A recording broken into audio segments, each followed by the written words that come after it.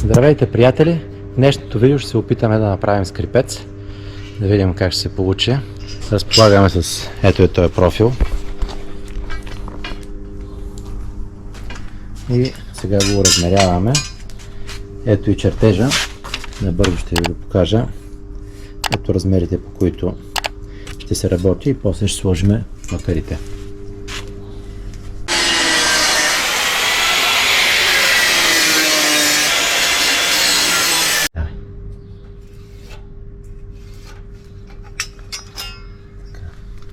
Трябваше да имам по-здрави ръкавици. Нали?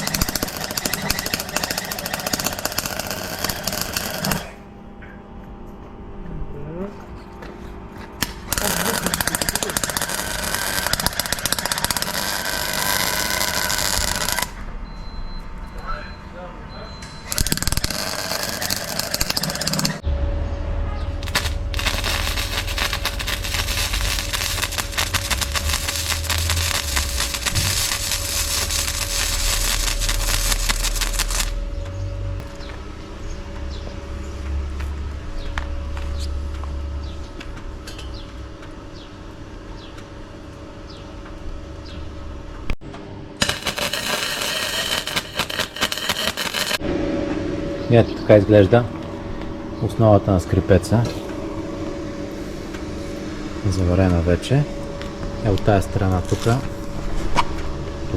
ще сложим, сега ще вариме една планка, която вчера я дупчихме и тя ще се хване към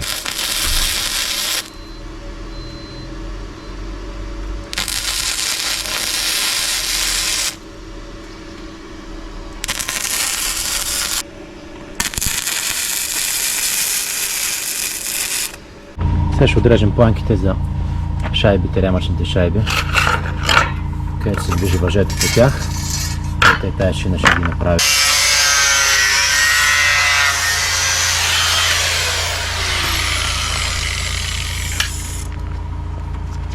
Четири броя такива планки ще се направят.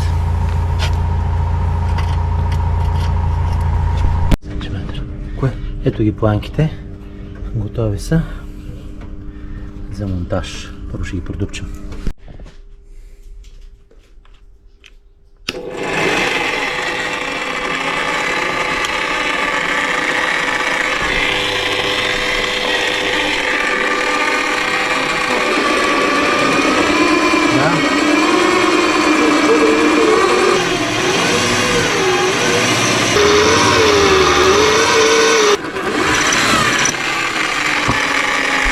Се вижда, нали така?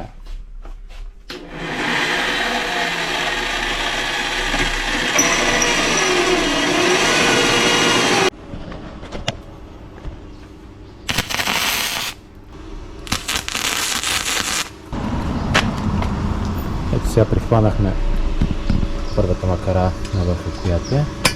После се пусне един заварачен шев от тук, отстрани и от другата страна по същия начин. И следващата, която ще сложим от тази страна. Ето и второто колелце. Сега ще го заварим. Първото е готово.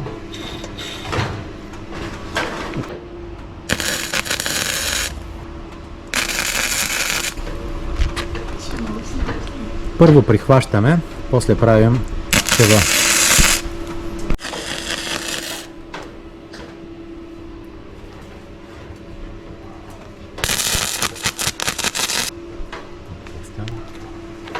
Топло прясна.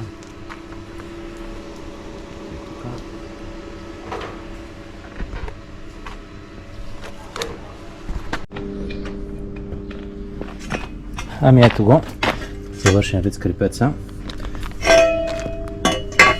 Сега остава само да се боядиса.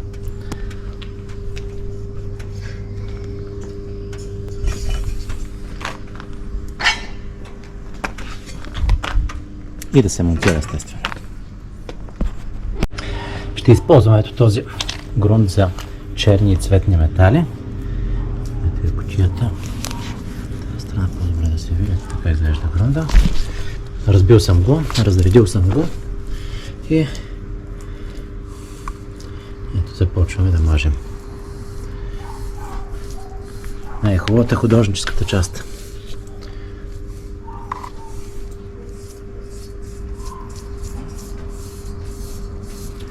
Видяхте, не беше трудно да се направи. Единственото, което трябва да имате, агушлайф и теоподаващо или някакъв друг заварачен апарат, електрожен, който се сетите.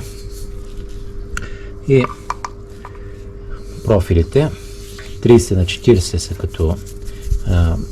като размери. От Милано Фисин съм ги взел. След грунда ще сложа боя, но боята може би първо ще го монтирам, защото съхне бавно, а пък бързам с монтажа да видя какво ще се получи. И така. Надявам се видеото да ви е харесало. Ако е така, не пропускайте да дадете един лайк и да се абонирате за каналът ми. Ами ето, след грундирането по този начин изглежда скрипеца. Остава вече да се сложи боя и да се монтира. Ами ето, така изглежда скрипеца вече в завършен вариант.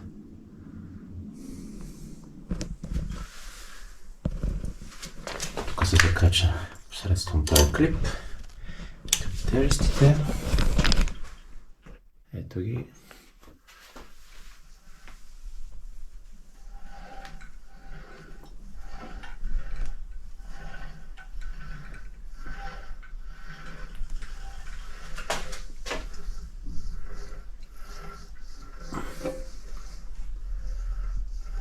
Драги приятели, успях да направя скрипеца, готов е, видяхте какво представлява.